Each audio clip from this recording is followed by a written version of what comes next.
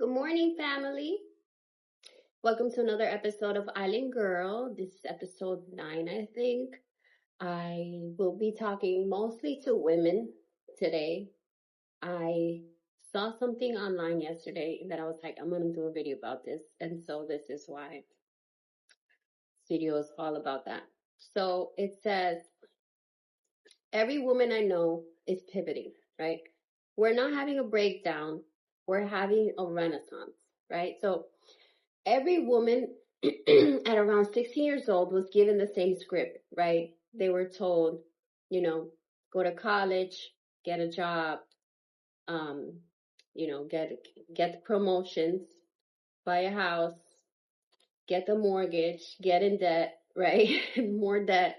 You need to keep climbing the ladder, and then have kids, and keep climbing, right? Because as you continue to have more kids and continue to expand in,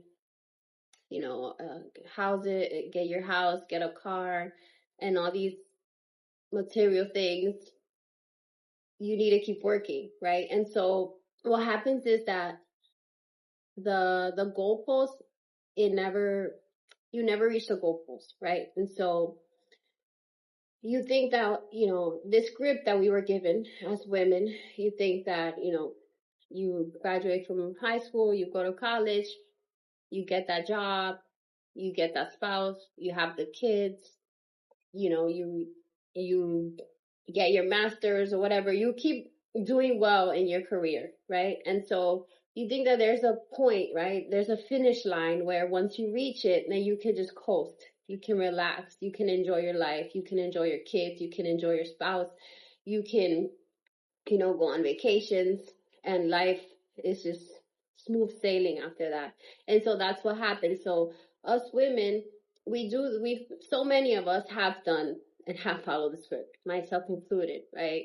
You have go to college, you're a high achiever, you're doing so well at work, you're getting promoted, you're at the top of wherever you're supposed to be, right? And so what we realize is once we get there, right, we're following this ladder or this script of what success is. And then once we get there, we realize that this shit doesn't end. Like I have to keep climbing. I always have to keep climbing. And then when do I get to rest? When do I get to enjoy, and enjoy the fruits of my labor? When do I get to be like, shit, all the sacrifices were worth it? I get to just coast now. I get to enjoy the peace and the bliss of working my ass off.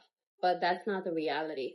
And so this is why now so many women are pivoting, right? We're realizing like, I'm not following the script that was handed down to me. This script doesn't lead to a peaceful and a fulfilled life. This script just leads to more work. It leads to the goalpost moving. It leads to me having to get a second job, or to me having to get another degree because the one I have isn't enough. It leads to me following this script that was developed by probably a man for women. It's not my definition of success, right? And so that's what women are doing now. They're defining what success looks to them now. And so for me, success now looks like not having to do any work in the evenings, right? Not taking any work home, even though we're from home. Success looks like time flexibility. It looks like I could take my kids to the pool for lunch, right? It looks like I could take a day off or days off when my family is around and I can just be away from the computer. It looks like working from wherever I want to work, right? And so that's the thing now. Women are actually like, they're seeing the script that was given to us, and then they're seeing how that script feels, right? It doesn't feel like freedom. It doesn't feel like peace. It doesn't feel like success. It feels like a cage, right? It feels like a cage that some man handed to us. Women didn't choose this.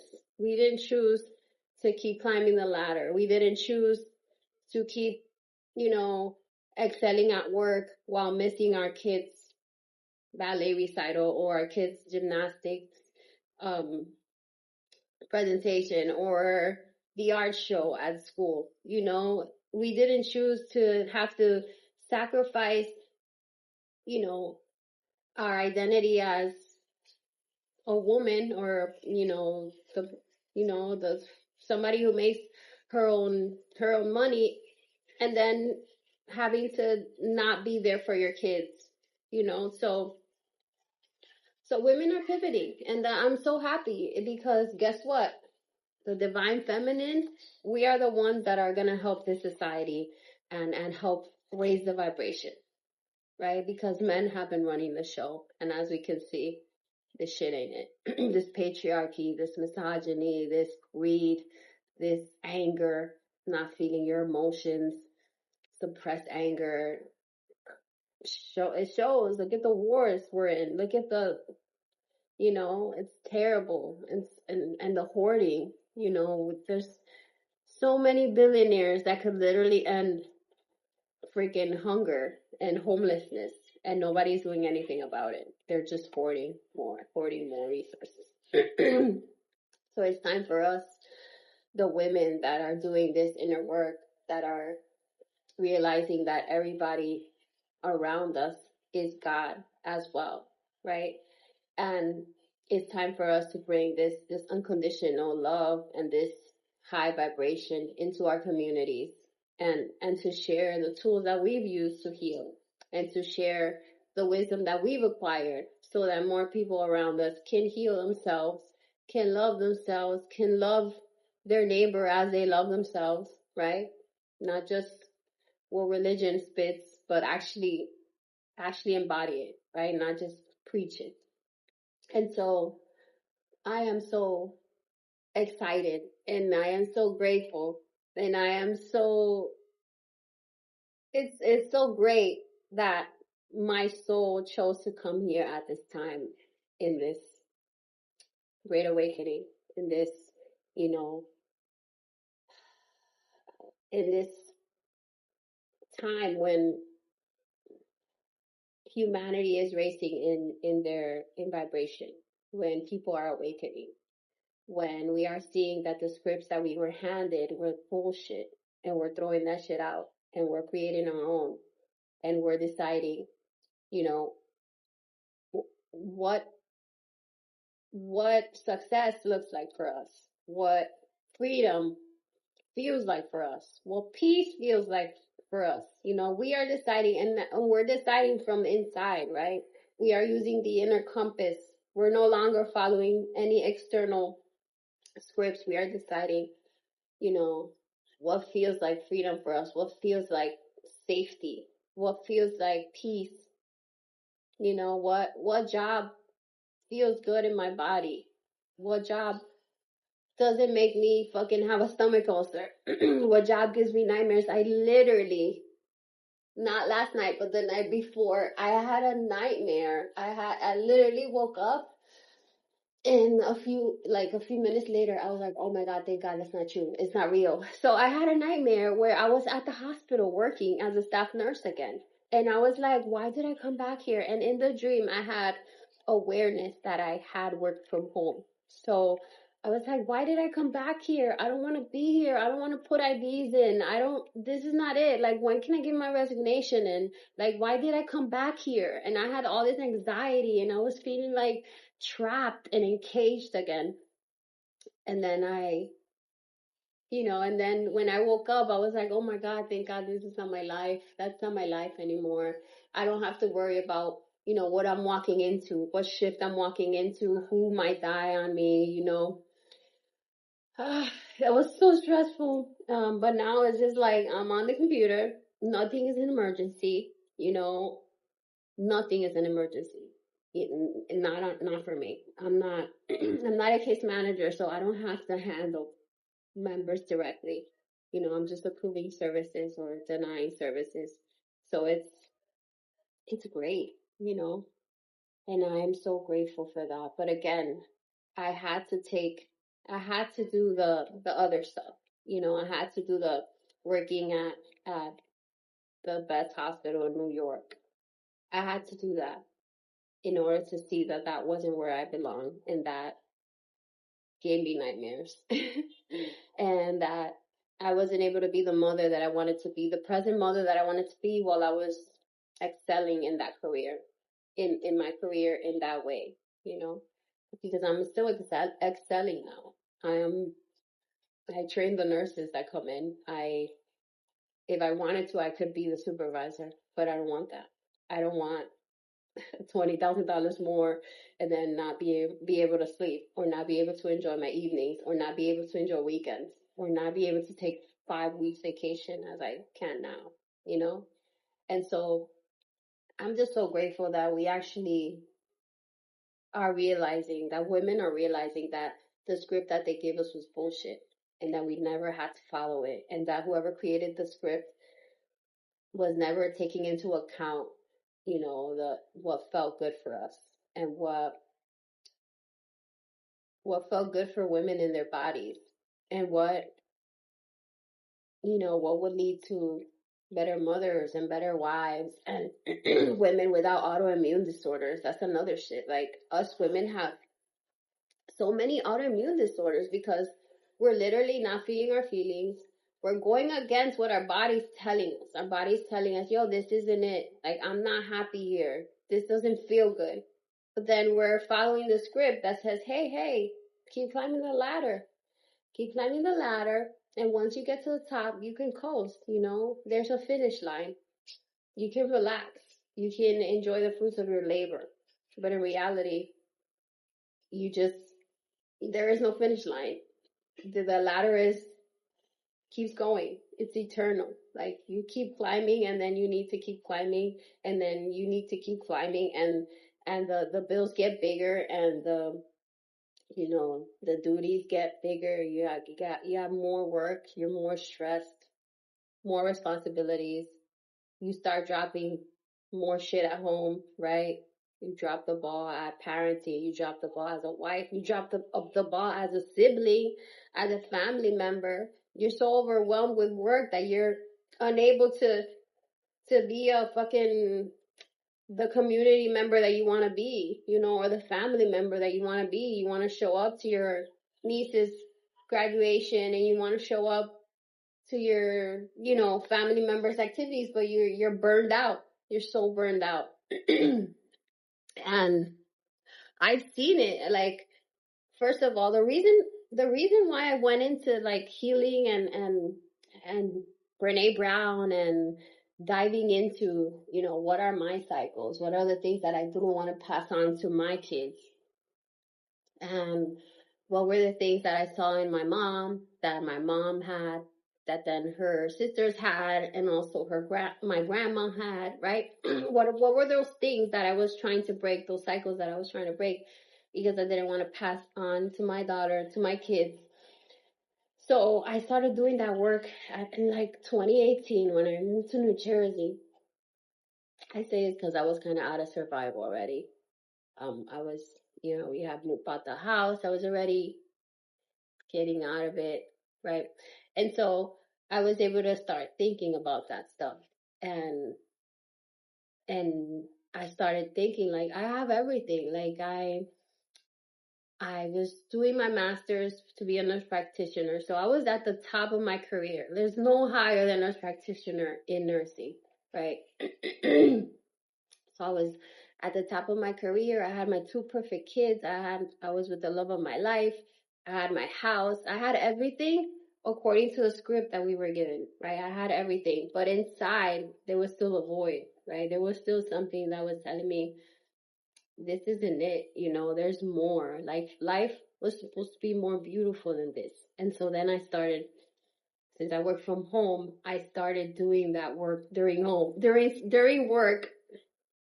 I started listening to Brene Brown. I started listening to Oprah and all her wisdom speakers and wisdom people, like so I started listening to all this content about, you know, mostly the psychology part, about like healing these cycles, and why am I like this? Why why can't I change these behaviors that I have? Like why am I a self-sacrificer? Why am I a people pleaser? Where did I get this from? Why why do I self-sabotage? Right? Why do I not speak up for myself? Why is it hard for me to say no? Right? So I started seeing and listening to this content that was I didn't listen to before. And so that content eventually led me to spiritual content and to spiritual teachers and to my spiritual teacher now, Mahadevi, Zena Star. And so once I did all that Brene Brown and all that psychology work and that portion, then that branched into the spiritual part. Like, why am I here? Who is God? What am I? You know, what happens when we die? And you know, what did my soul come here for? What is my purpose? How do you know, why was I born in the family that I was born in? What was I meant to learn? What are the soul contracts that I have? Why did I choose the parents that I chose? What lessons could I have been trying to learn? You know, all of that. Why did I choose the spouse that I chose? What wounding did I have? Where did I get that wounding? Was it mostly from my mom? Was it from my dad? Why did I have my children? Right? What was Nathan supposed to teach me? Well, Nathan was supposed to teach me that I was supposed to follow my dreams, and that my dreams and my vision was important too, and that I wasn't just here to serve others. I was here to accomplish things, and that I could do it, right? So with Nathan, my first go around in college, I did psychology because I was living my life. I was not being a perfectionist at school anymore. I was an A student my entire life, and then around like the last 2 years of college, I became rebellious. I was partying, I was having fun, I wasn't being the good girl, I was just enjoying my time, dancing and hanging out. I was still going to school, but I wasn't an A student anymore. And so in order to apply to the nursing program at the public school that I was going to, Hunter College, you had to have like a 4.0 GPA, and my grades had already gone down somewhat. It wasn't terrible, but it wasn't an A.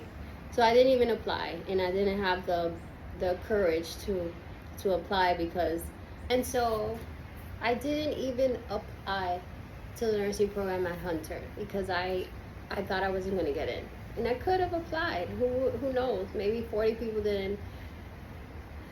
Maybe 40 people weren't trying to get in, and I would have just got in. But that was the way it was supposed to be. But then when Nathan was born, I knew that he needed more, right? So my degree in psychology, the salary that I was able to have wasn't up to par with what he deserved. I knew he deserved more. And so that made me go back to school for nursing and do all the things that I wouldn't have done for myself. I did it because of Nathan, right? Because he deserved better. And so, and that gave me the courage to go for all my dreams, all the things that I wanted, because I wanted it for him, right? And so with Scarlett, her purpose was like the reason why I brought Scarlett Earthside was because she was a girl, right? And she was a mere reflection of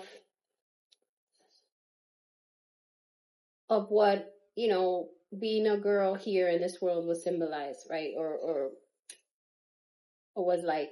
And so if I didn't get my shit together and heal and do all the work to break cycles and not be a self-sacrificer or a people pleaser and all of that stuff, my daughter would be the same, right? Because Nathan would marry somebody like me, but Scarlett would be me. And so that's why I had to have Scarlett. My soul contract with her was very much about her showing me the places where I wasn't free or where I needed healing. And so that my wounding wouldn't be displayed to me in my daughter. And so having this little wild cheetah and making sure that she stayed wild and free and untamed required me to be free and untamed and wild, right? And so in all the parts of my life where I wasn't wild, where I was tamed, where I was still in need of healing, right? Where I was still wounded, where I was still following the scripts and the things that was handed down to me by my mom and handed to her by her mom, I had to go in there and, free myself, pretty much heal and uncage myself, right? Untame. I free myself from the cages that I had put myself in because I was following these scripts that were handed down to me and following and repeating these generational cycles that, I had seen in the women in my family. And so, that work in 2018 led to the spiritual part and the spiritual aspect of it all. And so now we're here, right? And now I'm here making podcast episodes about my life in the Caribbean as an island girl, a life that I never thought about. Like I could have never envisioned, right? And so it's all because I went inside myself, right? And I thought about what felt best, right? Where does my soul thrive, right? Where do I get the most sun? Because sun powers me up, makes me healthier. Where do I thrive? What does the best weekend, or what does it look like to enjoy my weekends to the fullest, right? Where do I love being? What do I love doing the most? Swimming, exercising outside, floating in the water, right? And so that's why living here is the best for me. But I had to really break down all the things that I had built in my life that wasn't freeing, that were cages, that made me sick, that, all the areas in my life where I was saying yes when I really meant no, all the areas in my life where I had put myself in a box because it was what was expected by society, but that box was making me sick, right? Mentally sick mostly, and draining, right? And yeah. So I'm really, really grateful that I'm on this side right now, like that I'm on the journey has brought me here where I'm not following the script. There's no script here. I am walking with this inner compass, and this inner compass leads me, right? And I'm observing the signs from the universe, from God, and anything that comes into my life and looks like this is aligned with me, then I'm following it. And anything that doesn't align, doesn't feel good, doesn't feel like freedom, it doesn't have a place in my life. And so I wanted to make this episode because I wanted women to think about what are some of the scripts that you were handed, right? What are some of the scripts that you've been following that don't feel good in your body, that feels like a cage, that go against your values, right? Your values of what you prioritize in your life, right? So, for example, a person who is a super boss at work usually has to drop the ball at parenting or at being a mom. And so if you prioritize family over money and material wealth, then you're out of alignment in that sense. And so just things like that. Like, what are the scripts that you were handed down? What are some of the scripts that you're following? Right? And so what are some of the things that you yourself need to break apart in your life or let go of, so that you can actually live the life of your dreams and start creating a life or living or following your own script that feels more aligned, right? A script that you're making yourself with your own definition of what success looks like and what success feels like in your body and what success, you know, actually looks like. What does a weekend in your life feel like right now, you know, and what would you rather have? Like, what would you rather be doing on your weekends? Or like, what does an evening look like for you right now? You know, and how would you rather be spending your evenings? And how can you start disassembling the life you have now that might not feel like restful or peaceful or something that you wake up to in the morning passionate and excited for the day, right? How could you disassemble some parts of that life so that you can welcome or build a life that's more, you know, aligned with you and your values and the things that are important to you and the things that you prioritize and the legacy that you're trying to leave and all of that, right? And so that's it. I had to, like, my phone was running out of storage, and so I had to, like, it would stop recording, and I had to literally go into my, you know, gallery and delete stuff and then record and then again. So I did that like 3 times. So you're going to see that the video is not one full take. It's like a few different, but it's okay. We go with the flow, right? There's no perfection. That's another thing that I left behind in 2025. There's no perfection. I'm not chasing perfection. I'm not here fucking trying to satisfy my ego. No. Everything is well with the soul. Everything is well with my soul. Everything, however it comes out, how many times I say, you know, right? It's okay because I'm not an AI fucking influencer. It's not perfect. It's not meant to be perfect. It's meant to be human. Okay? And so if anybody is watching this with their little lens of perfection, we don't come in here. I mean, don't, you know, try to alter your little perfection lens when you view my stuff, because I'm not perfect and I'm not trying to be perfect, because perfect doesn't align here. I'm perfectly imperfect. Imperfectly perfect. Whatever. Anyways, have a beautiful day. Happy Friday. Enjoy your weekend, y'all. Peace out.